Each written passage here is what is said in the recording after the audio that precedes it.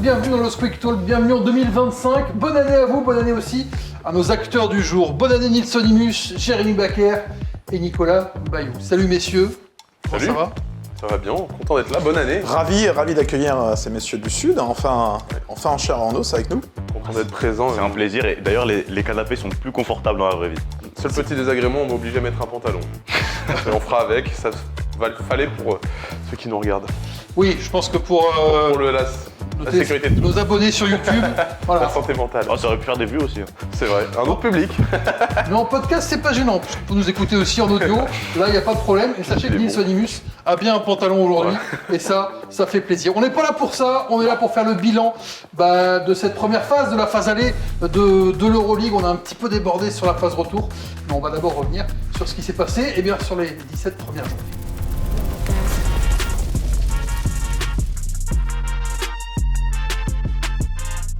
Un bilan que l'on va faire en deux temps. On va commencer d'abord par les équipes, ensuite les joueurs. On va commencer donc par les équipes. J'ai besoin d'une seule et une seule réponse par catégorie. Tiens d'ailleurs, je vais vous donner les questions, comme ça vous allez déjà pouvoir en commentaire réagir et donner vous ce qui vous a parlé dans cette phase aller. Les questions messieurs, c'est quelle équipe vous a le plus séduit, quelle équipe vous a le plus déçu, quelle équipe vous a le plus surpris dans cette phase aller.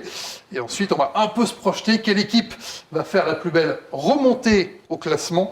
Et ensuite, quelle équipe va faire la plus belle dégringolade? Voilà les 5 questions que je vais vous poser dans cette première partie d'émission. Réagissez déjà en commentaire. Mettez-vous vos équipes qui vous ont le plus séduit, déçu, surpris, qui vont remonter ou descendre. On commence par l'équipe qui vous a le plus séduit. Nico, tu es un habitué, donc tu vas tranquillement écouter ce que les jeunes ont à dire. On va commencer peut-être par le plus jeune. Tiens, Jérémy. Allez, avec grand plaisir. Quelle équipe t'a le plus séduit dans cette phase allée d'Euroleague? J'ai choisi Monaco dans l'équipe qui m'a le plus séduit parce que... T'as pris le premier quoi. J'ai pris le premier, aucun risque. Aucun risque, non mais mine de rien, j'ai regardé un petit peu le classement et je me suis dit quelle équipe m'a le plus séduit? Monaco. Pourquoi chercher ailleurs quand il y a l'évidence? Parce qu'on a parlé limite de petite crise en début de saison, mais au final il y a eu le changement de coach qui a bien fonctionné. Vassilis qui a relancé un petit peu des joueurs comme Terry Tarpey, etc., qui a modifié légèrement les rotations. Et au final, ça tourne très bien à Monaco, on est premier de l'Euroleague, mieux donc que l'année dernière au même moment. Les grosses défaites contre le Real récemment ou le Barça en début de saison t'ont pas empêché de choisir... Le Real, on sait que de toute manière, ils peuvent taper un petit peu n'importe où, c'est toujours compliqué à jouer. Des défaites, il y en aura, parce que Monaco, c'est une équipe qui souvent laisse passer quelques trous d'air. Mais c'est une équipe comme ça qui fonctionne au talent. Mais pour l'instant, je trouve qu'il y a un bon équilibre qui a été trouvé entre talent individuel et un petit peu ce qui se fait collectivement et en défense aussi. Donc Monaco, pas de suspense pour Jérémy Nils. Est-ce que tu as fait le même choix? Ouais. J'ai fait le même choix, absolument. J'ai à peu près la même réflexion. Si on a tous fait le premier, ça va être... Surtout que Monaco, début de saison, on disait il y a beaucoup d'équipes qui se sont renforcées. Et finalement, Monaco, cette saison, va être un petit peu plus faible. Le recrutement, on ne savait pas trop si c'était séduisant. Et bon, il a fallu le changement de coach, où clairement, il y a eu un déclic. Mais le jeu pratiqué, c'est ce qu'on attendait, la balle circule. La grosse défaite face au Real, ça arrive de passer à travers. On peut aussi prendre l'exemple inverse, ils en ont mis 30 sur le parquet de Fenerbahçe. Mais Monaco qui est premier, qui joue super bien. Tu as Alpha Diallo qui a un super niveau, des fois qui fait des matchs fantastiques, des fois c'est Eli Okobo, des fois c'est Mike James. Il n'y a rien à dire. Puisqu'il n'y a rien à dire, est-ce que vous aviez un deuxième choix? Est-ce que vous avez hésité avec une autre équipe? J'ai hésité rapidement avec le Fener, mais récemment ça a un petit peu chuté, il y a pas mal de blessés, etc. Mais j'ai bien aimé le jeu qui a été proposé, même si Saras lui n'était pas satisfait de ses joueurs. Sur le début de saison, je t'aurais dit le Zalgiris, sur les 5-8 premiers matchs. Mais ils sont un peu rentrés dans le rang. Voilà. Nico. L'équipe qui m'a séduit le plus, c'est l'Alba Berlin, parce qu'avec toute cette victoire... non, c'est l'unanimité aussi. J'ai pris Monaco. Aussi parce qu'ils font une saison solide. Ils sont à 7 victoires, 2 défaites depuis le départ de Obradovic. Alors 6 victoires depuis que Spanulis est là. Je trouve qu'il tire la quintessence de cette équipe qui se cherchait en début de saison comme l'an passé. Là, je trouve qu'il a apporté ce mental de tueur. C'est son surnom, Kill Bill. Que cette équipe joue différemment. Deuxième aux passes décisives, première aux interceptions. Il y a du nouveau, il y a un peu plus de fraîcheur, un Mike James qui rentre plus dans les clous de ce qu'on attend de lui sur le coaching de Spanulis. Donc j'aime bien cette première partie. Donc vous êtes tous d'accord, il n'y a pas eu dans votre réflexion Paris qui était en tête de la phase allée, l'Olympiakos, qui était quand même impressionnant pour Fallait voir. peut-être s'en garder pour les surprises. Après, il y a eu beaucoup de gros favoris qui ont déçu sur la première partie de la première phase. Hein. Les Grecs, les Turcs aussi, même si le Fener était parti très très fort, ça a bien chuté après. Finalement, ça a profité à des équipes comme Monaco ou comme Paris. Et c'est que Monaco, en fait, vraiment le mot séduisant, moi, c'est pas quelle équipe vous voyez champion à la fin, c'est quelle équipe vous a séduit. Et sur le jeu, quand Monaco joue vraiment au max de ce qu'ils peuvent, et il y a pas mal de matchs où on l'a vu, c'est quand même un régal, quoi. Tu prends un plaisir fou à aller voir quand ça circule, quand à la fois tu as les exploits individuels quand il y en a besoin, mais de voir cette équipe enfin, avec tout ce talent, se partager la balle, ça procure un grand plaisir. Tu m'as convaincu. C'est pas la peine de me regarder comme ça, tu m'as convaincu, Nils. Sur Monaco, qui vous a donc le plus séduit, dites-nous en commentaire si vous, c'est Monaco qui est votre équipe séduisante de la saison pour l'instant. Qui vous a le plus déçu? Je change, je vais commencer à ma droite. Nicolas, Alors, tu peux recommencer par l'Alba Berlin, hein, si vraiment tu as envie d'en parler. Finalement, elle est à sa place, l'Alba Berlin. Je reprends mes notes parce que tu nous as posé beaucoup de questions. L'équipe qui m'a le plus déçu... Il y a beaucoup d'équipes qui sont... Il y a le Maccabi, il y a le Non, c'est une Virtus. équipe espagnole. Parce que les Espagnols, on parlait des Grecs, des Turcs. Les équipes espagnoles ont souffert sur cette première phase. C'est en train un petit peu de changer avec le Real, mais je dirais que c'est Baskonia. Baskonia, depuis des années, on recherche un peu une identité de jeu. Il y a eu beaucoup de changements de coach. Il y a toujours ce manque d'identité aussi au niveau espagnol. Hein. La seule équipe qui n'a pas de joueurs espagnols parmi les autres équipes espagnoles. Et puis c'est une équipe qui ne ressemble pas à grand-chose par moment, complètement perdue. Un jeu unidimensionnel avec du tir à 3 points, du tir à 3 points à répétition. On aura l'occasion d'y revenir avec un joueur en particulier. Mais ça marche pas. Ça spoil. On peut me demander son avis à Jérémy, parce que fan de Baskonia. Jérémy, c'est vrai que tu aimes beaucoup Baskonia. J'aime beaucoup Baskonia, je suis un grand fan de Marcus Howard et de Shima Moneke aussi. On aura l'occasion d'en reparler. Et pour moi, le secteur intérieur, de toute manière, il manque un vrai pivot dans cette équipe. Même l'année dernière, avec Costello, Mike Otsar, je trouvais que c'était beaucoup trop léger. Il manque un pivot, il manque un meneur, il manque beaucoup de choses. Et il n'y a plus qu'Odimir McIntyre aussi, qui vraiment apportait beaucoup. Il y a beaucoup de matchs où tu t'emmerdes avec Baskonia, franchement, où tu passes un mauvais moment. C'est quand même la 16e attaque de l'Euroleague. Et beaucoup de tirs à 3 points, beaucoup de jeux en isolation où il n'y a pas de collectif. Et Pablo Lasso, il a l'air perdu par moment, quoi. Pablo Lasso, c'est juste le coach qu'il ne faut pas pour cette équipe, qui est une équipe moderne avec des joueurs qui ont besoin de liberté, de tout ça. Et Pablo Lasso, c'est plutôt historiquement, ces équipes, c'était très cadré, c'était une vraie philosophie de jeu. T'as un peu une dent contre Pablo Lasso. Non, alors très grand coach. Mais je suis pas sûr contre beaucoup de coachs. Je suis pas sûr qu'il corresponde à. Enfin, pour moi, il correspond pas du tout à cette équipe, quoi. Je dis que Pablo Lasso tire assez mal les ficelles, en fait. Bravo. Franchement, oui. Tu l'as pas vu arriver, celle-là. Je l'ai pas vu arriver. Tu l'as pas vu arriver. Et elle a mis du temps à monter. Ouais, j'ai connexions visage. Tu as un nouvel environnement, t'es pas chez toi, tu sais pas trop comment ça se passe. Normalement, il y a le réseau, il faut que ça monte jusqu'au casque. Baskonia pour Nico. Nils, qu'est-ce que tu as retenu comme équipe qui t'a le plus déçu? La Virtus.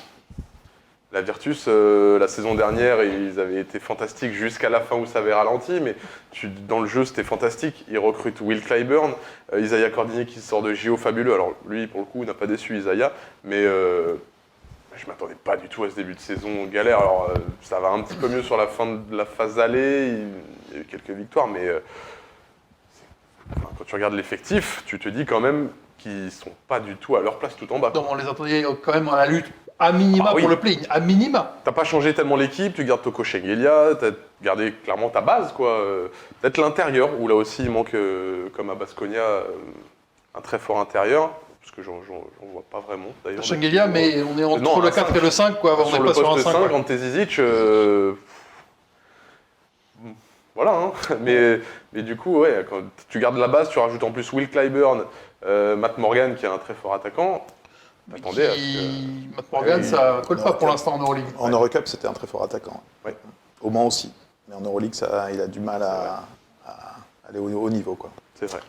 Baskonia, la Virtus, est-ce que tu vas nous surprendre avec une équipe qui est un peu plus haut? Parce que pour l'instant, on est sur les équipes de bas de tableau. C'est la déception, on va pas te prendre le premier, Fred. Ah non, mais on peut prendre une équipe qui est au milieu du... J'ai pris une équipe avec un bilan positif. Tu vois, voilà, ça j'aime un peu. La jeunesse. Une autre équipe espagnole, j'ai pris le Barça. J'ai pris le Barça qui m'a un petit peu déçu cette saison. Il y a eu des renforts très intéressants, je pense à Chimeziem et tout, je pense à Fall aussi. qui est très peu utilisé. Mais je les attendais un peu plus haut. Évidemment, il y a Kevin Punter qui était censé être le joueur principal de cette équipe et qui l'est d'ailleurs, il est au niveau. Mais j'ai l'impression d'ailleurs que le Palau Blaugrana n'est plus cette forteresse imprenable. On avait plusieurs équipes gagnées, il y a l'Étoile Rouge aussi qui est venue gagner ici. Et je les attendais plus haut, mine de rien, qu'à 19 en ce début de saison. Donc ouais, c'est ma déception espagnole de début. Il y a la blessure de la Provitola qui fait beaucoup de mal. Et bien sûr, je trouve. Vraiment, tu vois un downfall. Il manque un vrai meneur parce qu'en plus, Nunez n'est pas vraiment encore au niveau qu'on attendait. Et Punter, c'est un 2 qui va scorer, mais pas qui va t'organiser le jeu, tout ça. Et au-delà de ça, le dernier épisode avec Thomas Hurtel, avec Laporta, le fuse au dernier moment, alors que le coach avait appelé. Tu sens que là-haut aussi, c'est pas très stable, les décisions sont pas cohérentes. En fait, on est loin du niveau de l'année dernière, alors que l'effectif en soi n'est pas vraiment moins bon que celui de l'année dernière. Puis même au niveau du coaching, Peñarroya, c'est pas un coach qui a fait énormément de choses en Euroleague. Tu sens que depuis le départ d'Jacikevicius, on tente des choses. Roger Grimao, Peñarroya, il a eu une équipe en Euroleague déjà, il était à Baskonia, mais c'est pas élite, c'est du coaching européen, quoi. 2 équipes espagnoles, est-ce qu'il y a une tendance, peut-être? On sait que le Real a été longtemps à pas démarrer, on va dire, cette Euroleague vraiment, ça va un petit peu mieux ces derniers temps, mais est-ce que le basket espagnol finalement vous déçoit un petit peu? Ça nous arrange. Ouais, pour une fois on va pas s'en plaindre parce que quelquefois tu as 2-3 équipes espagnoles dans le top 8. Il faut voir que les 3 équipes d'Euroleague, le Real, le Barça et Baskonia, sont aussi en grande difficulté en championnat, ils sont loin du top 6. Ouais. Baskonia, je crois qu'ils sont même pas dans le top 8. Donc 3 équipes qui sont à la peine à la fois en Euroleague et en championnat, finalement, il y a une cohérence, quoi. Mais il y a Valence en Eurocup. C'est vrai. Qui cartonne. Il y a Valence, grand favori d'Eurocup, oui. Qu'on suit également sur Squeak. On a fait les équipes qui vous ont séduites, on a fait celles qui vous ont déçues. Quelle équipe vous a surpris et est-ce qu'il y a une autre réponse que Paris? Oui. Oui. Non, Paris. Non, J'ai hésité, mais j'ai gardé puisqu'on est sur la première partie de saison. Tu veux commencer avec moi? Peut-être, c'est presque la facilité, mais c'est aussi l'évidence peut-être, Paris. Pour moi, c'était l'évidence parce que ils ont apporté quelque chose de nouveau. Il y a eu cette folle série de 10 victoires avec des matchs complètement fous à l'Olympiakos notamment. C'était la 10e à l'Olympiakos. Voilà, où ils gagnent facilement, ils se font remonter. L'Olympiakos ne passe pas devant, de mémoire. Ils passent une fois devant. Une fois. Et ils repartent. Et là, tu vois la solidité de cette équipe. C'est vrai qu'il y a ces 4 défaites consécutives. Le rookie wall peut-être, l'adaptation des autres formations au jeu de Paris. Mais quel kiff, sur 10 matchs, Paris, ça a été la bonne surprise de ce début de saison, avec cette fraîcheur, ce jeu complètement fou, ce run and gun, TJ Short qui s'affirme comme le meilleur joueur de l'Euroleague sur la première phase, alors que c'est son début. Voilà, c'est un rookie c'est la belle histoire de cette première phase. Ouais. Surprise, on pense assez vite Paris, mais pas vous. Vous êtes peut-être... En vrai, c'est l'évidence. Moi, c'est celui que j'ai mis en premier. On en a beaucoup parlé, donc je voulais profiter pour parler d'une autre équipe. Alors qui? Le Bayern München. Le Bayern München de Gordon Herbert, vas-y. Le Bayern Munich de Gordon Herbert, qui a un effectif, quand on regarde un début de saison, il a annoncé objectif Final Four. On va pas se le cacher, on a tous rigolé. Il y a eu des doutes. On est en mode, il a fumé quoi, le bon vieux Gordy, c'est pas possible. Et au final, il fait super bien jouer cette équipe. J'en reparlerai plus tard, peut-être. Mais Carson Edwards, qui était un joueur de Euroleague, on disait... enchaîner les matchs en éval négatif sur un terrain, tu te disais, mais il fait quoi? On sait que c'est un scoreur, mais quand? Ouais, il y avait des pointes, mais tu voyais qu'il y avait du talent, mais il n'arrivait pas à l'exploiter. Et même l'équipe joue de manière très fluide, on voit une vraie philosophie, beaucoup d'attaques, beaucoup de tirs à 3 points. C'est plaisant à regarder, c'est du beau basket. Et Est-ce qu'ils ont, parce que là ça joue très bien, est-ce que tu penses qu'ils ont le petit truc qui fait que justement le Final Four est accessible? Parce qu'on a l'impression peut-être qu'ils sont aussi à plein régime là. C'est là où j'allais dire, Jacikevicius a souvent dit dans ses interviews en début de saison, personne ne joue bien en ce moment en Euroleague sur les premières journées, sauf le Bayern. Il n'y a que le Bayern qui joue bien. Donc le Bayern a été en avance, je pense, sur sa prépa, sur toutes les équipes.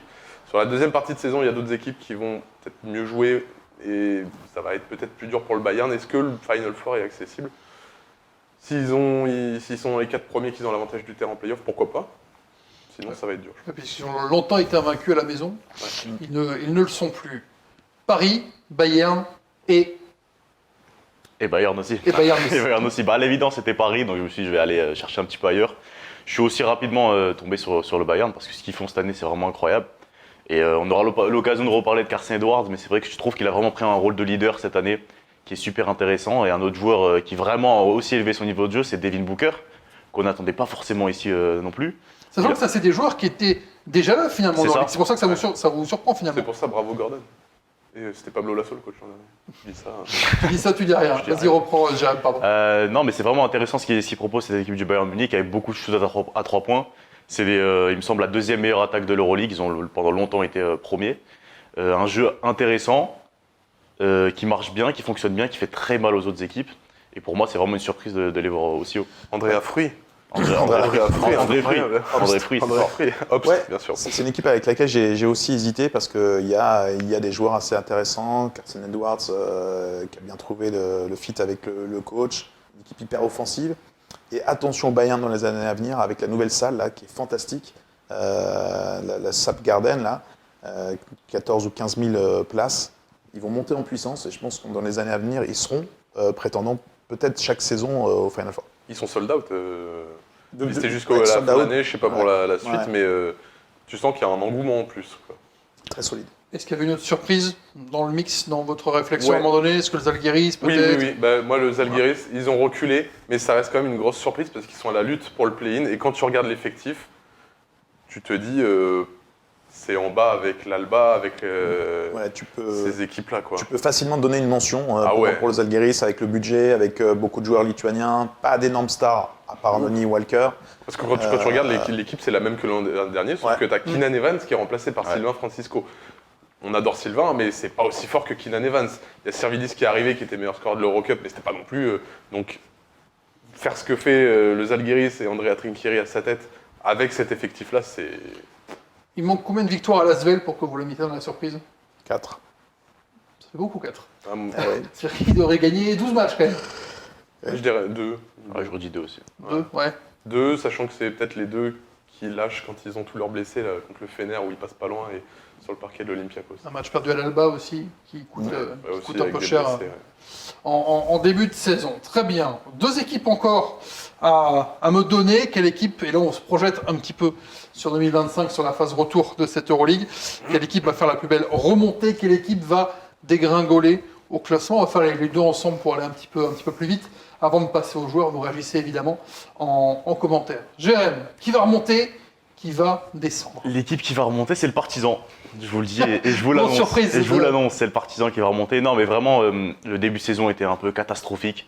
On sentait qu'il y avait un gros problème pour trouver une synergie entre tous les nouveaux joueurs qu'ils ont eu, Carly Jones, Ife Lundberg, Nilikina, etc. Il y avait, je crois, 14 nouveaux joueurs à l'intersaison. C'est ça, 14 nouveaux joueurs. Mais surtout, j'avais l'impression qu'il y avait un gros problème de hiérarchie, où on ne savait pas vraiment qui allait finir les matchs, qui allait les commencer, qui allait prendre des choses en main quand il en avait besoin. Et j'ai l'impression qu'au fur et à mesure, Zeljko Obradović a commencé à trouver une solution. Il y a Isaiah Mike aussi qui est revenu de blessure et qui a mine de rien quand même un impact surtout défensif. Donc très séduit par ce qu'il propose en ce moment, avec Carly Jones qui évidemment, comme d'habitude, tout en contrôle, les petits pick and roll, toujours utilise bien son corps en protection, qui fait très très mal. Et surtout, moi je suis impressionné par l'énergie qu'il y a dans l'équipe, vraiment, avec évidemment quand tu as Tyreek Jones dans une équipe, l'énergie est juste folle. Avec Isaac Bonga aussi, il y a un effectif qui est intéressant, autant à l'intérieur que pour le spacing. Donc je pense qu'il y a de belles chances de les voir au moins en play-in. Si le Partizan monte, qui descend? Qui descend, petit check, j'ai choisi Milan. J'ai choisi Milan pour descendre, ce qui peut paraître étonnant. J'ai été très marqué par leur tout premier match contre Monaco, où c'était vraiment, vraiment horrible, ils prennent une grosse rouste. Shavon Shields. C'est un peu loin ça, ils ont eu une très bonne série depuis. C'est très loin, mais ça correspond vraiment avec l'arrivée de Nicolo Magnol, ce qui pour moi a vraiment redynamisé l'équipe, apporte une nouvelle force offensive qui permet à Mirotic aussi un petit peu d'avoir moins de boulot. Zach Ledé aussi est intéressant, mais je pense qu'au niveau de la profondeur d'effectif, ça me paraît un peu maigre. Et par rapport aux autres équipes qui sont un petit peu dans le même bilan, je les vois un petit peu en dessous. Est-ce que Nils, Nico, Jérémy a cité une des équipes que vous aviez dans votre analyse? J'avais un chouïa pareil. Partizan. J'avais le Partizan, mais j'ai un choix bis. T'as un choix bis, vas-y. Mais défends le Partizan aussi si tu veux, rapidement. Non, mais je suis d'accord avec Jérém. C'est une équipe qui a beaucoup de talent, il fallait du temps pour que ça prenne, donc je crois en effet en une remontée. Donc ton choix bis? Mon choix bis, je vais être fidèle à ce que j'ai dit un peu plus tôt dans la saison. C'est l'Asvel. J'ai dit qu'ils feraient les playoffs, enfin les play-in. Je pense qu'ils feront les play-in. Ça joue toujours bien. Pierre Poupé sur les derniers matchs là, a dit bon bah on attend le retour des blessés quoi. Donc Mais ils sont pas loin, hein. Ils sont vraiment Ils sont pas loin. à 2 victoires, vu comment c'est serré. C'est solide. J'y crois. Pour plus perdre. On en a déjà beaucoup parlé, donc je vais pas développer. Faut plus perdre les matchs ça. serrés, il faut gagner contre toutes les équipes C'est derrière. ça. Hein. Mais Maintenant, il y a pas de- la fin de la phase aller est encourageante parce que les matchs serrés, ils en ont pris. Real Madrid, à la maison. Attends, faut en prendre à l'extérieur aussi un petit peu quand même. Donc l'Asvel va remonter. Alors j'ai fait la moue quand Jérémy a dit Milan, mais je crois que vous avez fait encore plus la moue. J'ai pris une grosse cote. Le Fener. Oh, ah oui, quand même. Je vois le Fener dégringoler. Je sens qu'il y a un truc qui va pas avec Donc, cette équipe. tu n'aimes pas Pablo Lasso, Thiago Splitter, Saruna Jazikivicius. Non, ça j'ai rien. Mais par contre, je suis pas sûr que son vestiaire l'apprécie beaucoup, tu vois. Ouais. J'ai l'impression que peut-être le vestiaire l'a un petit peu lâché. En prendre 30 à la maison contre Monaco, je crois que la semaine d'après, ils reprennent une grosse défaite, si j'ai bonne mémoire. J'ai oublié, j'ai pas tous les sûr matchs du en tout. tête. Mais il y a des choses, déjà à l'intérieur, Cam Birch, c'est bien, mais il manque un intérieur. T'as Nicolo Melli qui évolue sur le poste 5, ça joue small ball. Je suis pas complètement convaincu. Wade Baldwin, l'ombre de lui-même, du joueur du Maccabi. Est-ce qu'il aurait pas fallu tenter Marinovic, qui a joué un petit peu en début de saison? Oui, je comprends pas pourquoi avoir Je fait crois que tout son tout dernier le dernier match sur lequel il était sur le terrain, je crois qu'il prend une faute technique. Il s'embrouille un petit peu avec sa race, il sort Ouais. et on l'a plus revu de la saison. Sachant que le premier match, il rentre, je crois, il joue 18 minutes, il fait 12 points, 8 rebonds, il martyrise tout le monde, et derrière, deuxième match, bah, tu le vois plus. On l'a Alors- pas revu et on le reverra plus, hein, puisque Ouais, Marjanovic a Il quitté est parti en Chine. le Fener. Il y a peut-être des matchs où, en effet, il s'était pas adapté parce qu'il est pas très mobile, tout ça, je comprends, mais c'est vrai qu'on l'a pas beaucoup vu, c'est un peu frustrant. Et je sens qu'il y a un truc dans cette équipe. La grosse côte Ouais. de la Peut-être descente que je me du Fener. trompe. Tu Peut-être les que je me vois trompe. descendre jusqu'où hors play-in, carrément. Ouais, peut-être pas aussi loin, mais. Hors play-off, Ouais. dans la zone Ouais, de alors, play. ouais, c'est ça. 8, 9, 10. Peut-être que je me trompe totalement, mais. C'est le jeu. Exactement. Nico, c'est le jeu. Alors- Qui monte, qui descend. J'ai aucune équipe en commun avec Jérémy, mais j'en ai une sur deux avec Tu Nice. dois me dire que c'est pas l'Asvel. Ton petit doigt a raison. La manifestement. remontada, Ouais. puisque c'est un mot espagnol, le Real. Le Real parce que après tous les problèmes de début de saison, les blessures, les défaites, l'énervement de Facundo Campazzo, ils ont retrouvé de la stabilité, de la régularité, 4 victoires de suite. Et puis tu peux enterrer le Real Madrid au plus profond que tu veux, ça repousse toujours. La Maison Blanche, elle sera toujours là. Je pense qu'ils seront... Dans les 6 Moi, j'ai dit qu'ils n'étaient pas dans les 6 à la Ils fin de la seront saison. minimum play-in, mais je pense que si Oh, ça ouais. continue comme ça sera top 6. Top 6 Top direct 6, pour toi, ouais. pour le Real qui va remonter. Et peut-être, on en parle depuis le début de la saison, peut-être pourquoi pas un renfort. Hein. Chus Matteo l'avait dit même avant la saison. Est-ce qu'ils vont tirer un renfort? Est-ce que ça va apporter à l'équipe? Je Voilà. crois que Thomas Hurtel est libre. Mais je suis pas sûr. J'ai un petit doute. Il est toujours à l'aéroport, Thomas, ou pas? Je sais pas, faudrait qu'on prenne des nouvelles. Sinon, mais- il y a des trains entre Barcelone et Madrid. Et alors, la dégringola, Golada, Golada, Golada. Gringolada. le Fener aussi. Le Le Fener Fener, aussi. c'est une équipe que j'ai du mal à sentir très irrégulière, qu'on a pris 30 contre Monaco, des matchs sans réaction. Est-ce que Charas, effectivement, Jassikevicius est un coach exigeant, mais est-ce qu'il va un peu trop loin? Est-ce que son discours commence à un peu lasser les joueurs? Il y a eu un truc sur ça, c'est Nigel Hayes Davis, Ouais. juste avant la trêve, qui dit. Et je me demande si c'était totalement de l'humour, qui dit envoyez tous des messages à Jassikevicius, on a besoin d'une pause, D'un on a jour de besoin de repos, ouais. souffler. Et il a dit d'une manière. Tu sens que c'est une blague, mais est-ce qu'il n'y avait pas un petit fond de vérité en mode. On sait que s'il vous plaît, on a besoin qu'il nous On lâche la sait que grappe. quoi. Sarach est un grand coach, mais qui s'est déjà remis en cause. Hein, et ça s'est très mal passé avec Nick Calates, qu'il avait dit qu'il allait mettre un peu de l'eau dans son vin. Est-ce que le naturel reprend vite le pas avec un coach qui est capable d'incendier un joueur, etc. Est-ce que tu lâches pas un peu tu te fais un peu lâcher par certains joueurs, par ton groupe au bout d'un moment? L'autre déclat, après une victoire, où il dit mes joueurs, là où on a le mieux joué, c'est quand les joueurs ont arrêté de m'écouter. Ouais. Ah, donc les joueurs ont arrêté de Ouais. t'écouter. Ah Moi, c'est ça que je retiens dedans, c'est les joueurs ont arrêté de t'écouter. Ouais, c'est un coach Il y a qui un veut truc. piquer, Alors ça peut marcher, hein, ça peut Ouais. marcher. Il le sait, c'est un spécialiste quand même. Donc, Il y a plusieurs petits ouais. signaux d'alerte quand même qui et clignotent. c'est une équipe, le Fener, qui n'est pas dominatrice, qui n'est pas souveraine à la maison. 5 victoires, 4 défaites. Et dans le top 10, j'ai regardé, c'est la seule équipe qui a moins 20 sur la différence de points. Et ça veut dire qu'ils ont pris des cartons à plusieurs reprises. Donc c'est une équipe qui lâche assez facilement les matchs et qui, sur la deuxième partie de la première phase, était plutôt décevante. Sans Scotty Wilbekin, évidemment, qui est quand même le aussi coup dur une période majeur, de blessure. un des coups durs majeurs de cette saison en Euroleague. On a terminé pour les équipes. Vous réagissez en commentaire. Vous avez peut-être déjà mis qui vous voyez aux questions. Vous réagissez également à l'avis de Nils, de Jérémy et de Nico. On passe aux joueurs. On passe aux joueurs avec à peu près le même type de questions. Quel joueur vous a le plus séduit, le plus déçu? Quel joueur vous a le plus surpris finalement? Et puis, quel joueur est peut-être le plus sous-coté, le plus sous radar de cette Euroleague?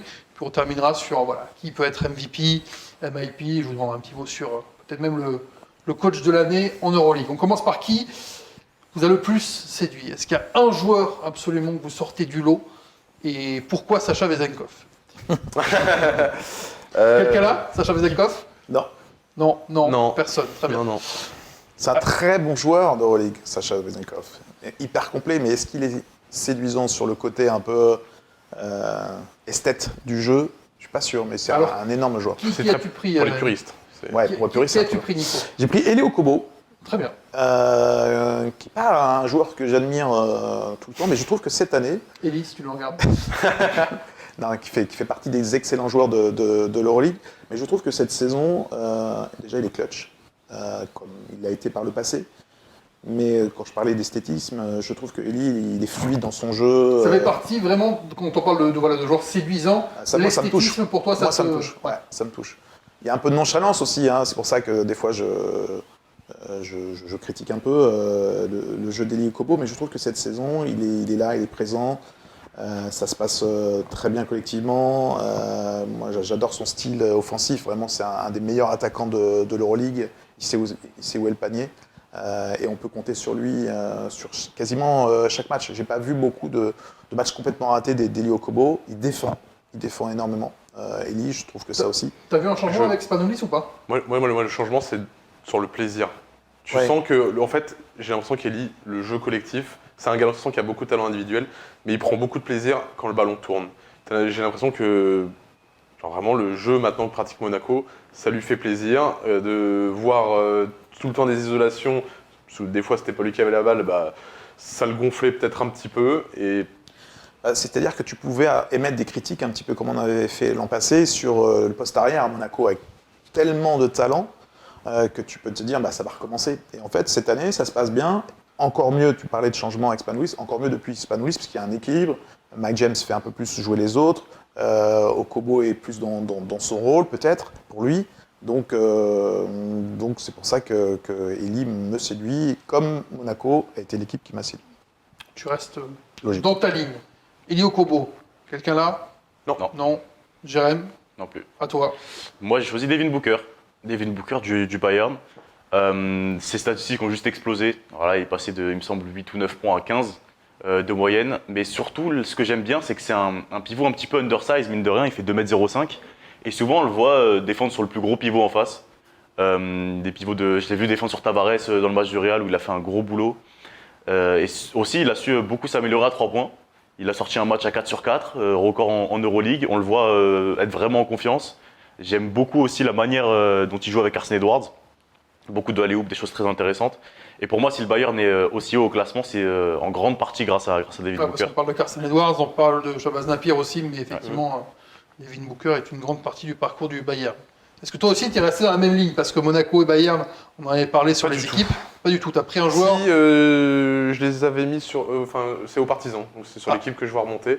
C'est Carlick Jones, qui m'a beaucoup séduit. Dans sa justesse de jeu, dans son intelligence, Jérémy en parlait tout à l'heure, donc je vais aller rapidement, mais.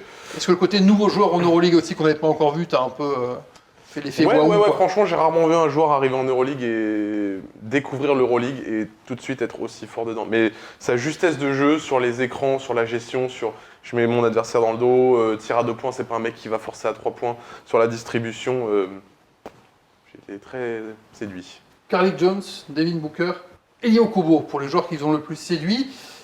Qui dit séduction dit aussi déception de l'autre côté. Est-ce que vous avez des joueurs qui vous ont terriblement déçu dans cette première phase d'Euroleague, dans cette phase allée?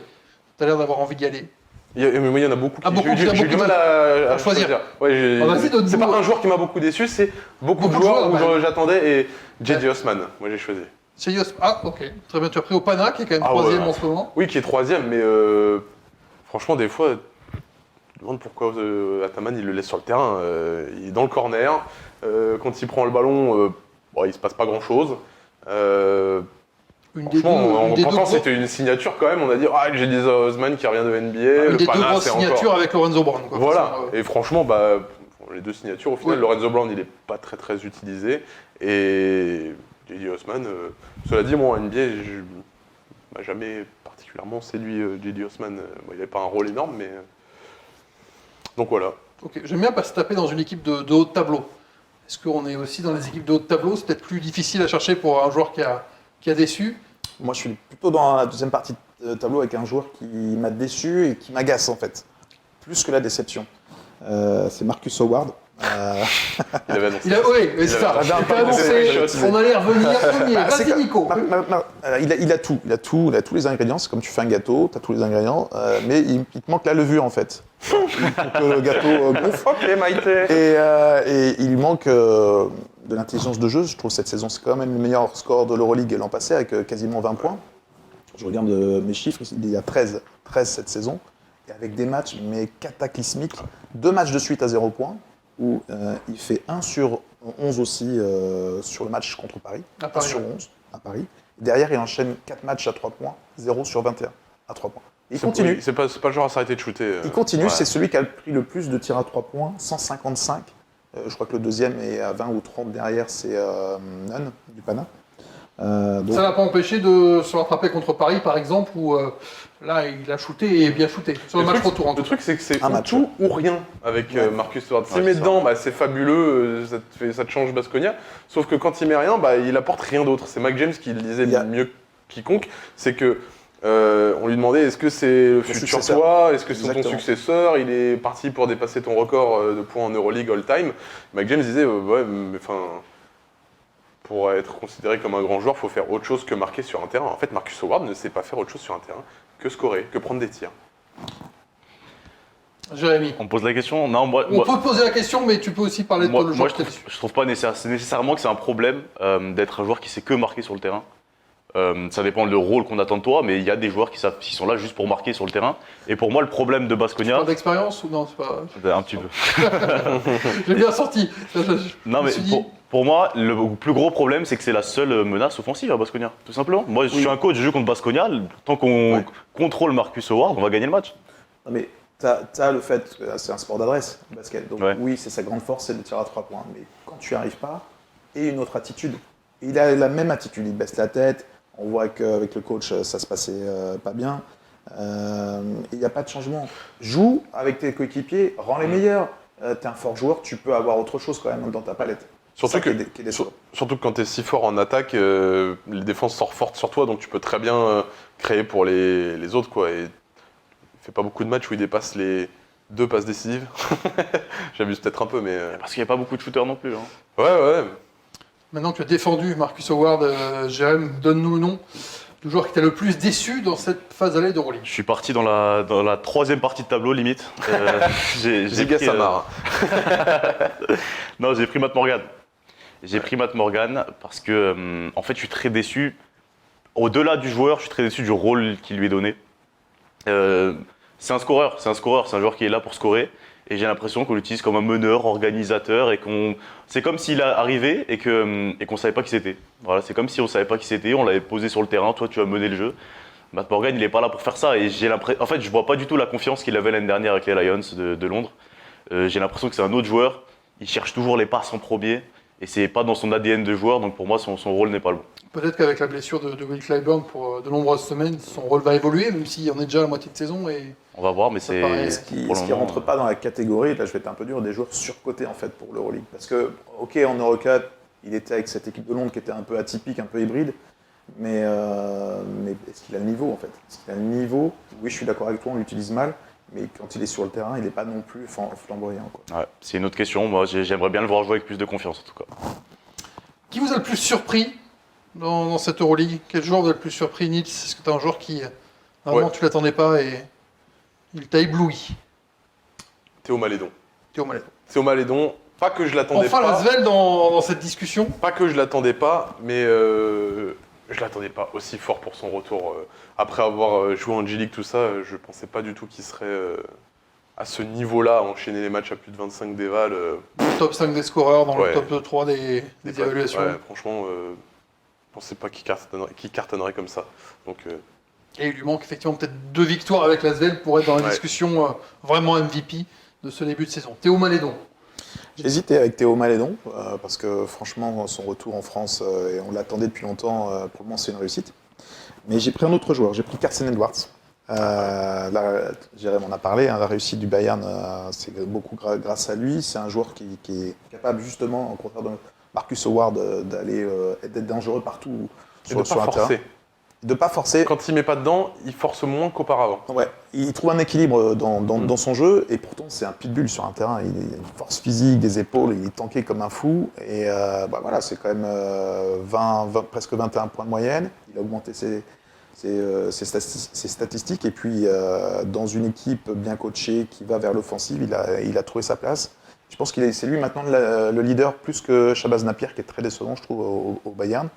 Donc Carson Edwards. Moi, il y a juste un truc, Carson Edwards, c'est il manque encore un petit côté créateur pour les autres. C'est pour ça que je l'ai pas mis dedans. Il a un et que tout Théo a petit peu plus moins de 4 passes par match. Donc Ouais, ça va. ça distribue, mais tu peux mettre une passe de moyenne par Je trouve match. qu'il est encore trop scoreur et pas. Jérém tout à l'heure disait il a pris un rôle de vrai leader. Moi, je trouve pas encore qu'il soit un leader.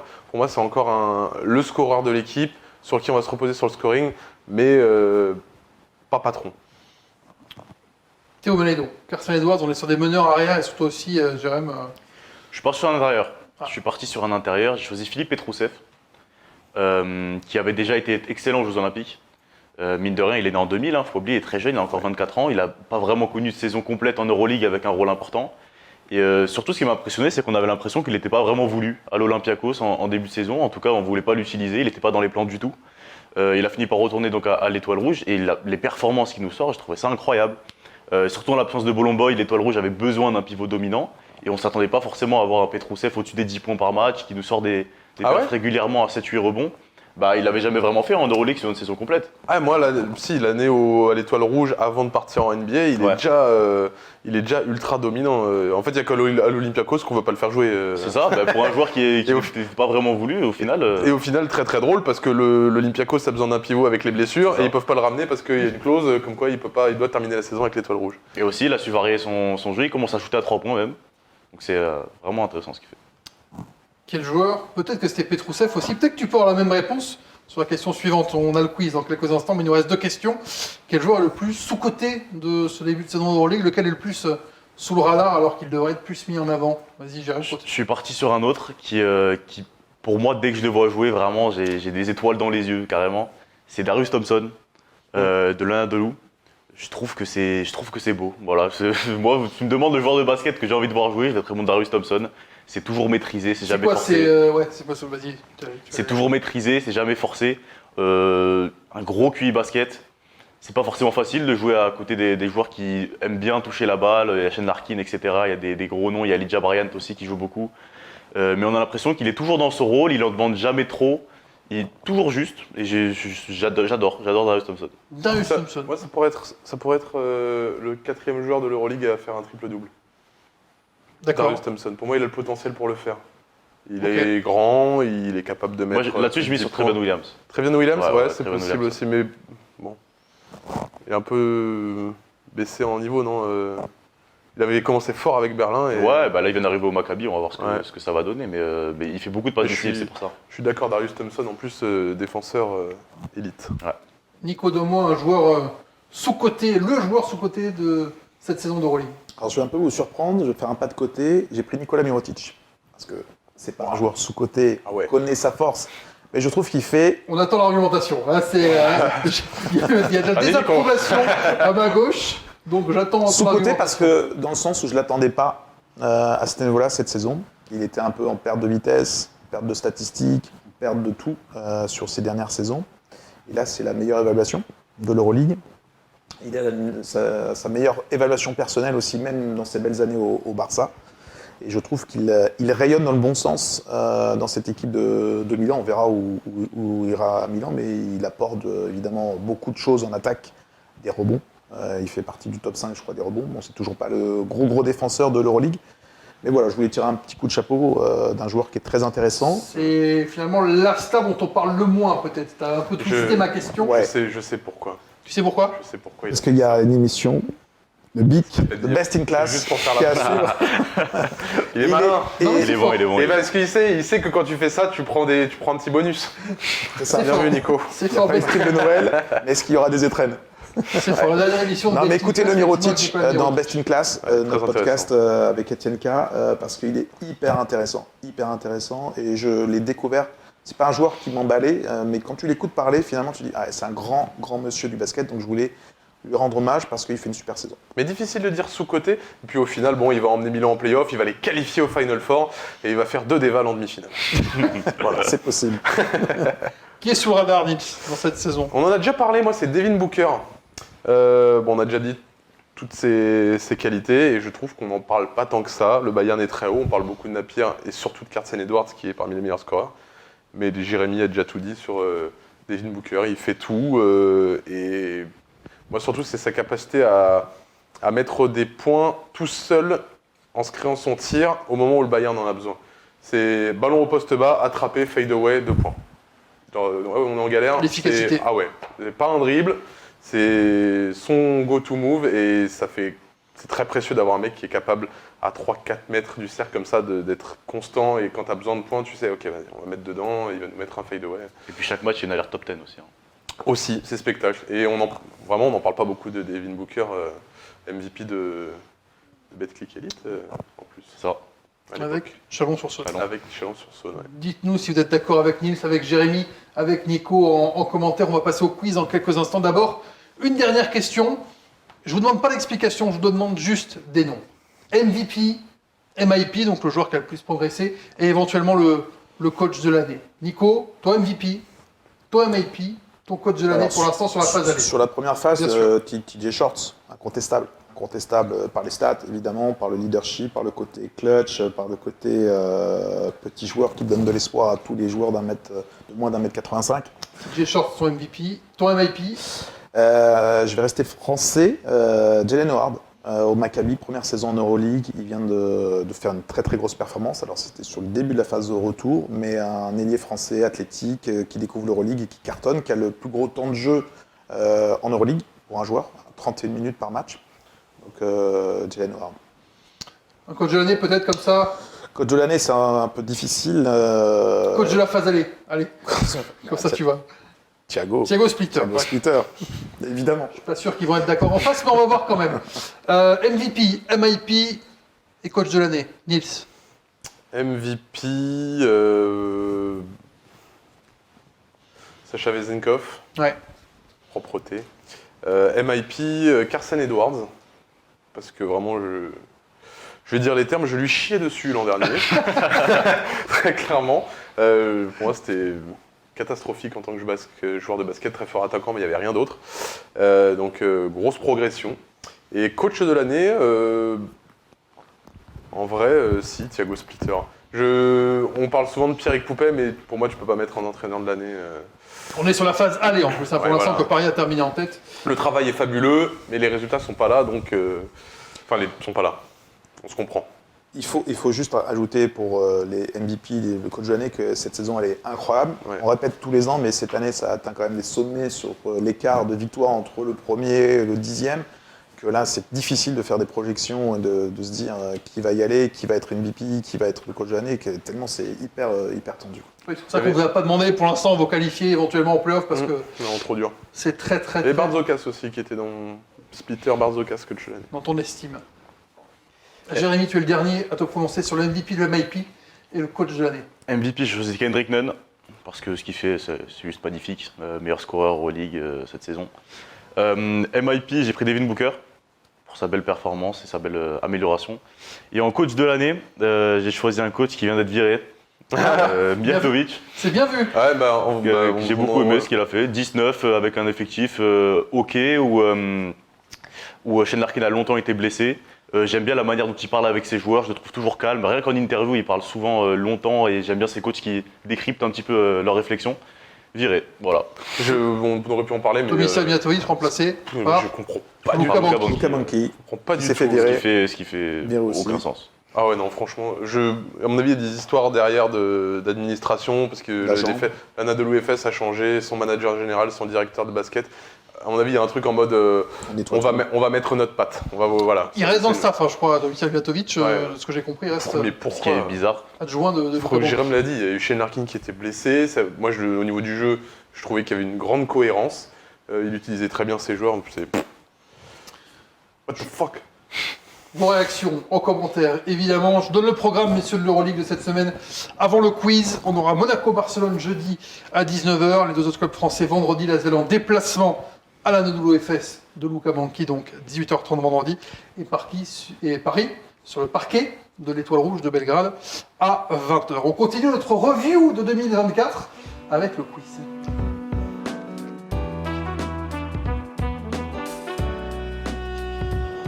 Avant de commencer, Oui. est-ce que pour un point, je peux deviner le thème du quiz? Tu peux deviner le thème du quiz que je viens d'annoncer juste avant le jingle, peut-être si tu veux, vas-y.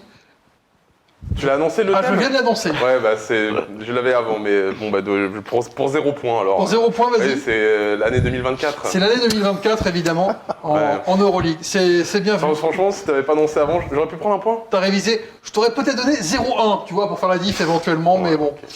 T'as révisé? Pas du tout, non, pas du tout, mais ça m'est venu ce matin. Messieurs, le quiz à vos ardoises. Pour démarrer ce quiz, je prends également mon ardoise pour mettre les petits scores de Jérémy, Nicolas et Nils dans ce quiz qui va donc effectivement revenir sur les grands et petits événements de l'année 2024 en Euroleague. Pas de la phase allée, mais de l'année 2024. On commence donc logiquement en janvier. 5 janvier, messieurs, c'était le match de la saison passée en Euroleague. Real Madrid, Anadolu Efes, 130-126, 4 prolongations. Nils s'était couché 7 heures après son heure normalement de sommeil. Il fallait faire le résumé du match aussi. Hein. Donnez-moi, il fallait faire le résumé, et ça c'était toi, Jérém, bravo. Donnez-moi les 3 joueurs à plus de 30 points dans ce match, 1 point par joueur, et si vous me donnez les 3, c'est un point bonus, 4 points. Donnez-moi les 3 joueurs à plus de 30 points dans le match de l'année, la saison précédente de l'Euroleague. Real Madrid, Anadolu Efes, 130-126 après 4 prolongations. 3 joueurs à plus de 30 points. Quels sont-ils pour 4 points au global? Ou 1 point par joueur que vous me donnez. Est-ce que vous avez... Tu me donnes un petit avantage vu que j'ai commenté. Je te donne un petit avantage, mais Je suis pas sûr d'avoir les 3, donc c'est ça, si t'as pas les j'aurais dû 3, me taire, tiens. c'est la honte. Vous avez 3 joueurs. Donnez-moi vos 3 joueurs. Allez-y, on retourne les tablettes. Campazzo, Larkin, Yabouzélé, Moussa, Larkin, Ezonia, Campazzo, Moussa, Larkin. La bonne réponse était Zalan Moussa avec 40 points, Shane Larkin avec 32 et Mario Ezonia avec 31. Donc Jérém, tu prends 4 points de suite. Redonnez-moi les vôtres, messieurs. Bon, eh ben merci. Campazzo, Moussa, Larkin. Toi, tu as 2 j'en points, avais deux, Nils et Nico. Campazzo, Yabusele et Larkin. 1 point pour Nico, puisque donc on avait Zalan Moussa, Shane Larkin et Mario Ezonia. 40 pour Moussa, 32 pour Larkin, 31 pour Ezonia. On reste en janvier, le lendemain, le 6 janvier. Pierrick Poupé est intronisé entraîneur de la ZEL à la place de Gianmarco Pozzecco. Combien de victoires l'entraîneur italien a-t-il remporté en Euroleague à la tête de la ZEL? Combien de victoires pour Gianmarco Pozzecco au moment de Son éviction. de quitter la ZEL de son éviction? On peut savoir C'est sur 2 combien- points si vous On peut faites savoir pile. sur combien de matchs? 15 matchs pour Gianmarco Pozzecco à la tête de la ZEL en Euroleague. 2 points si vous faites un tout pile, 1 point pour le plus près sinon. Et seulement pour le plus près, 15 matchs. Ah, je suis pas sûr. 15 matchs pour Gianmarco Pozzecco. C'est bon, vous avez tous une réponse? Oui. Bon, je veux bien voir, allons-y. 2, 4 et 5, il y aura 1 point pour Jérém et 1 point pour Nico. C'était 3. Puisque c'était 3 victoires. Non. 2 contre le... Le dindon de la farce. Je vérifie un coach. Non, c'est bon. 2 contre le Zalgiris et 1 contre l'Alba. Ouais, tu as été un petit peu haut, Nils, pour Gianmarco Pozzecco.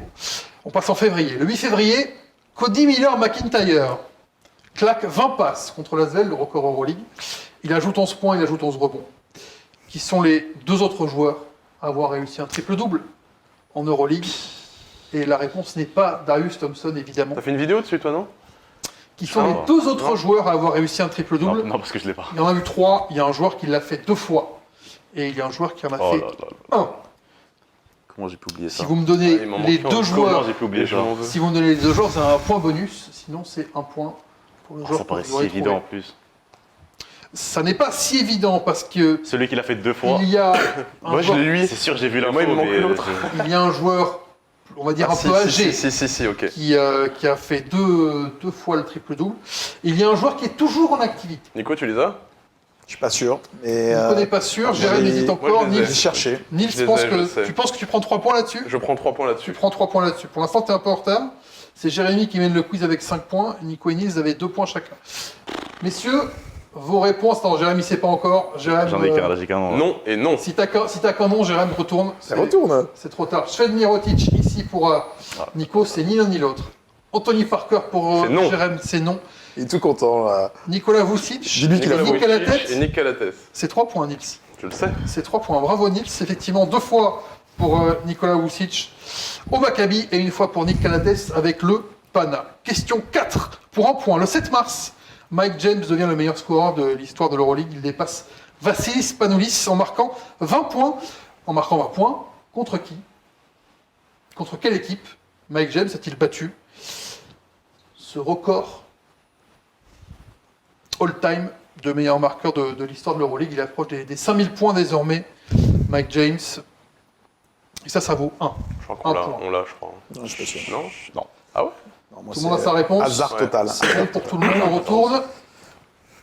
Vitoria, Belgrade. Belgrade, oui, c'est bien l'étoile rouge de Belgrade. J'étais pas sûr. C'est 1 point de plus pour Jérémy, c'est 1 point de plus pour Nils qui font la course en tête. 6 points pour chacun, 2 points pour Nico. 5e question, il y a 12 questions, 12 mois dans l'année, 12 questions, c'est pour On ça. a fait 2 en janvier. On enchaîne. Fous-nous. Je me fous un peu de vous parce que j'ai pris les aises, évidemment. Parce dans que ce quiz. juillet-août, t'étais bloqué. Parce que juillet-août, il n'y avait pas de Euroleague. 29 mars, Nigel Hayes Davis claque 50 points contre l'Alba Berlin. Question facile pour 1 point. À qui pique-t-il le record Ah ouais. de points sur un match? Normalement, c'est assez simple. C'est Nando De Colo, les gars. À qui Nigel Hayes Davis a-t-il volé le record de points Il y a peut-être sur une un honte qui match? arrive. Il y a peut-être une honte qui arrive. Record de points qu'il a failli ne pas battre d'ailleurs, puisqu'on lui avait dit que c'était 41 quand il est revenu sur le banc et quand il est revenu sur le banc à 3 minutes de la fin, on lui dit Est-ce que non, t'as non, une faut y aller, web c'est 40. question sur le nombre de points de l'ancien record? Non, c'était 49 Ouais, et c'était ouais, ça de la devait. part de Shane Larkin. Attention, non, c'est Shane Nico, il avait Larkin. marqué 47. C'est Shane Larkin et c'était 49 en novembre 2019 contre le Bayern. Question 6. C'est contre les Allemands, à chaque fois. C'était contre les Allemands à chaque fois. Question 6. 23 avril, début des playoffs. Vous allez avoir le droit de prendre un peu de temps. Donnez-moi, il y a 1 point par bonne réponse, les affiches, les quarts de finale. Donnez-moi les quarts de finale Des de playoffs l'Euroleague, de l'an passé. des playoffs de l'an passé. Normalement, il y en a une qui est assez simple à retrouver comme série, mais vous avez 4 séries possibles. Vous avez 1 point qui sera accordé comme par série, et pendant ce temps-là, moi je vais vous refaire le calcul des points pour être un petit peu au propre pour l'instant. Jérémy et Nils sont à 7 points chacun. Et Nicolas, tu es à 3 dans ce début de quiz. Je crois que je les ai tous. Les jeunes font pour l'instant C'est gentil, les jeunes. la course en tête. Les mi-jeunes. Jérém le jeune, toi t'es mi-jeune. Et 30 ans. Nico, je dirais 30 ans cette année, hein. 30 ans cette année, c'est beau. C'est beau. T'as l'air d'avoir déjà les... Oui, j'ai 4. Ouais, c'est bon, les 4, t'es sûr? Ouais. Bon, on les a commentés. Non, l'avantage, je les ai recommentés. On a commenté quelques-uns, effectivement. Mais je sais pas, tu vois, si de tête, je les aurais vus comme ça, directement. Jérém a l'air d'avoir fini d'écrire. Nico, t'étais dans le doute Ouais. pour ces quarts de finale. Je te laisse encore 15 secondes pour me C'est quoi les trouver scores, du coup les 4 séries. 7 pour Jérémy pour l'instant. Calme-toi. 7 pour Nils, 3 pour Nicolas. Non mais c'est bien, tu vois, immeuble. Immeuble pendant que tu as le temps d'écrire encore un petit peu. Tu les as toutes, Nils, ou pas? Ouais, je les ai tous, ouais. C'est plutôt urbain de sa part. Jérém, t'es confiant? Oui. Jérém est confiant. Nico, encore 5 secondes. C'est 1 point par bonne réponse. Donc si jamais il t'en manque un, de toute façon, vous pouvez retourner vos tablettes. Il y avait le Real Madrid face à Baskonia, qui était le 1 contre le 8. Il y avait Panathinaikos Maccabi, 2 contre 7. Il y avait Monaco Fenerbahçe, 3 contre 6. Il y avait Barcelone Olympiakos, 4 contre 5. Bon, ça fait 4 points pour Nils et pour Jérém. Nico, tu as pas beaucoup de points. 1 point. Tu as un point. Nico, il était resté en 2022, Ouais, 2023. j'ai mélangé les saisons là. Il a mélangé les saisons. Ça fait mal, j'avoue, parce que là, les 4 points ont vraiment augmenté Jérémy Nils. 11 pour Jérémy Nils, 4 pour Nico. 7ème question, on est à la moitié de ce quiz. Ça n'est pas fini, il y a beaucoup de points à prendre sur la fin. Kostas Loukas remporte le titre de MVP du Final Four le 26 mai grâce à une superbe finale du Real. Combien de points Kostas Loukas marque-t-il en finale? 2 points pour celui qui est le plus près. 2 points si vous êtes pile poil sur la réponse. 1 point pour celui qui est le plus près. Là, vous avez 10 secondes pour me donner le nombre de points inscrits par Kostas Loukas en finale face au Real Madrid. 5 secondes.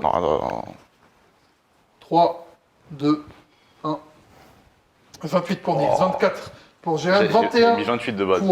pour Nico. Il y a un tout pile. J'avais mis 28, je me suis rappelé que son record était 28, il me semble.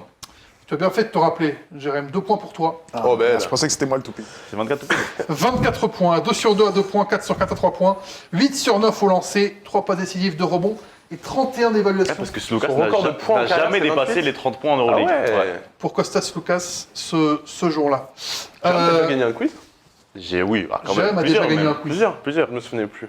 J'avais gagné 2 Je vais pas d'affilée. être là. Et Jérém est en tête avec 13 points. Question 8, on passe en octobre.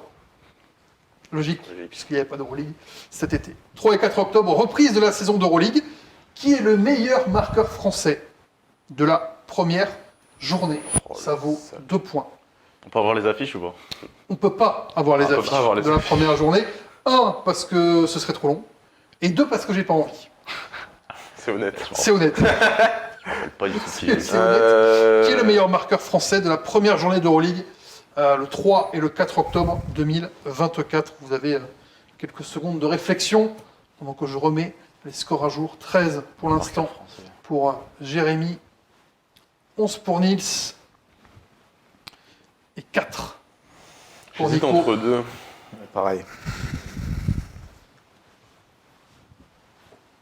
Qui est le meilleur scoreur de la première journée d'Euroleague? C'est vrai que c'était assez serré, mais il y avait un Français qui a fait la différence Combien de sur points cette première journée. Ça vaut 2 points. Non, mais combien de points il a marqué, le joueur français? On va attendre que Nils ait Non, il a dit fini on ne d'écrire. peut pas le dire. Mais on peut pas le t'as dire. fini d'écrire en même temps, Nils. Je vois ta Ouais, j'ai réponse fini ici. d'écrire, ouais.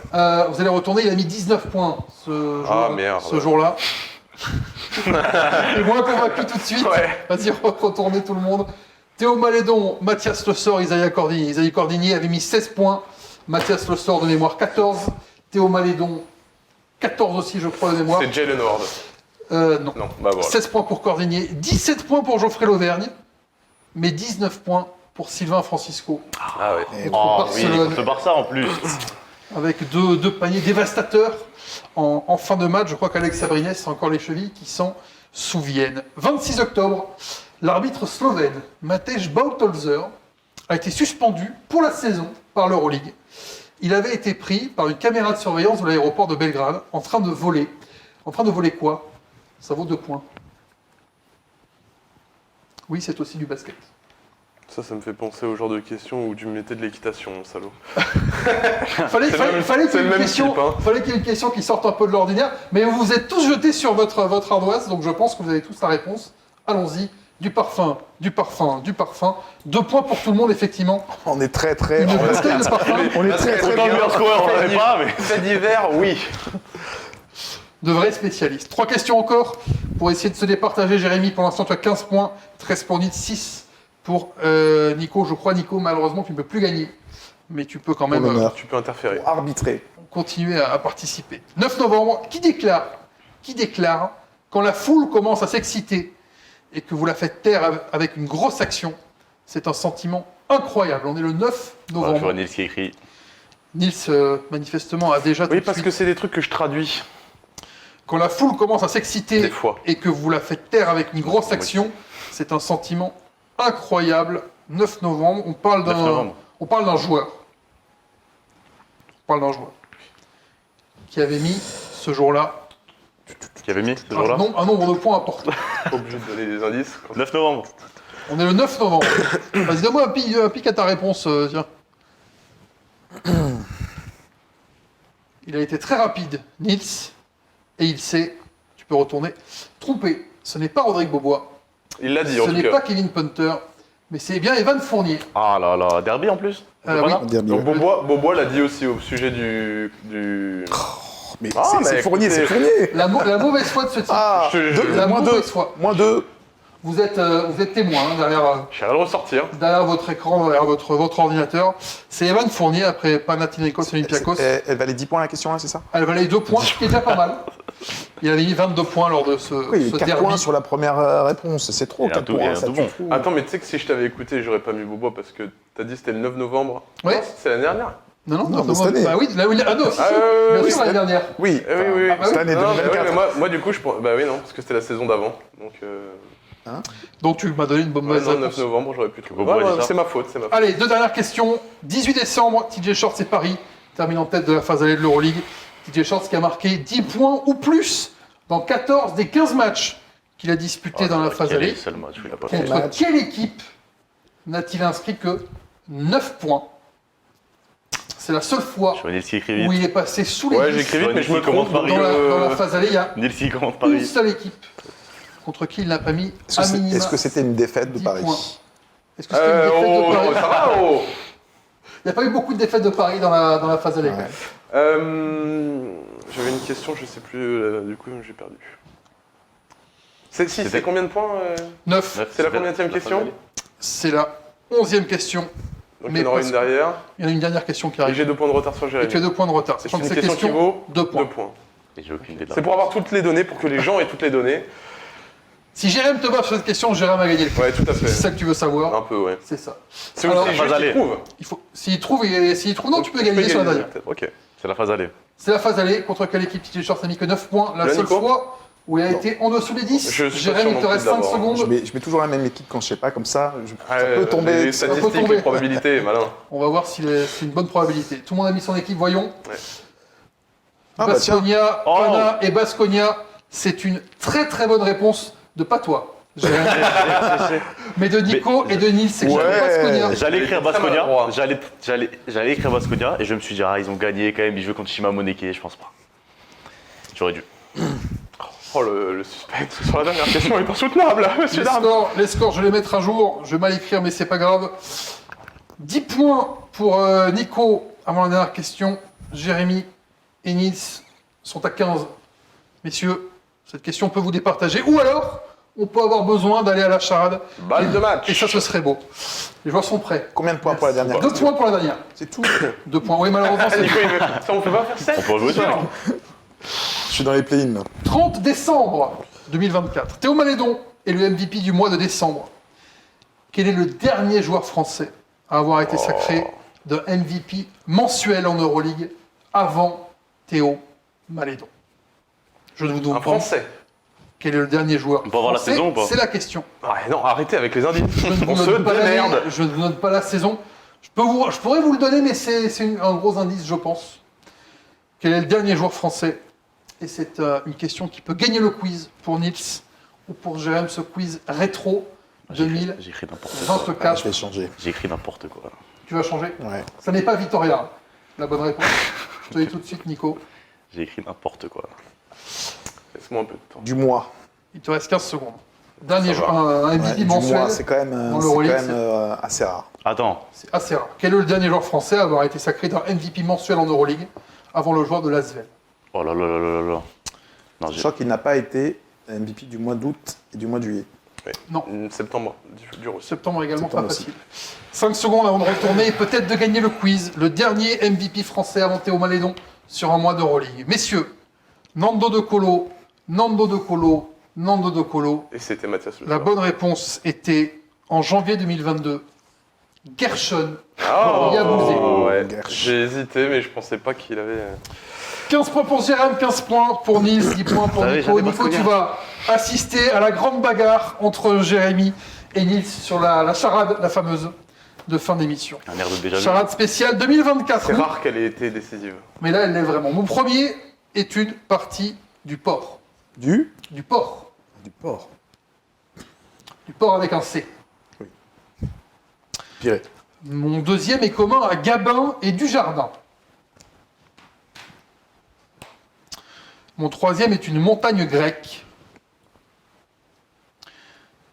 Mon quatrième est une couleur aux cartes. Les cartes à jouer, hein, pas la carte à conduire. Et mon tout est une récompense obtenue par 3 équipes évoluant en bleu en 2024. Hein? Mon premier est Champion olympique. Non. Oh là. Mon premier est une partie du port. Mon deuxième est commun à Gabin et Dujardin. Mon troisième est une montagne grecque. Mon quatrième est une couleur aux cartes. Et mon tout est une récompense obtenue par 3 équipes en bleu en 2024. Médaille d'argent olympique. L'argent olympique, je te l'accorde, Nils. Une partie du port, le Lard. Commun à Gabin et Dujardin, Jean. La montagne grecque, l'Olympe. Et la couleur aux cartes, le pic. Bravo Nils. Bravo. C'est l'or pour toi, Nils, Oh. dans ce quiz spécial 2024. J'espère qu'il vous a plu. C'est un beau duel. Félicitations, Jérémy Avec Baker. plaisir. Belle partie. Merci Nicolas d'avoir participé. Ça, c'est moche. C'est moche. Je savais pas où j'allais. C'est moche, J'ai improvisé, mais pour la c'était- première fois dans le canapé du Squeak Talk, en vrai, c'est bon. Je m'en rappelle. Ils ont fait une belle partie. Bravo, messieurs. C'est un beau quiz de votre part. Très bon quiz, Fred. Je Oui, vous souhaite c'est vrai. une belle année 2025. Je ne pourrai plus refaire ce quiz 2024, mais on verra la semaine prochaine quelle sera la teneur du quiz. On reviendra peut-être à l'actu, simple et Vas-y. facile. Merci de nous avoir suivis. Bonne année à vous également, vous nos abonnés Squeak évidemment. On se retrouve pour l'Eurocup et l'Euroleague, et puis pour tous nos contenus et le Squeak Talk sur YouTube. Quand vous voulez, quand vous avez consommé, c'est là sur YouTube à votre disposition. Bonne année à tous et à la semaine prochaine pour un nouveau Squeak Talk. Ciao, ciao.